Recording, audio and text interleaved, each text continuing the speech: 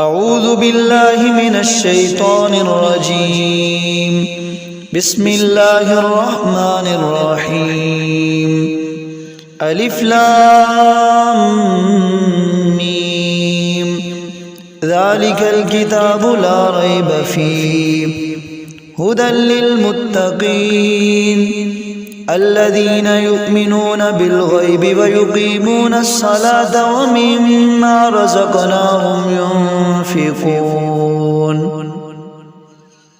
والذين يؤمنون بما أنزل إليك وما أنزل من قبلك وبالآخرة هم يوقنون أولئك على هدى من ربهم وأولئك هم المفلحون.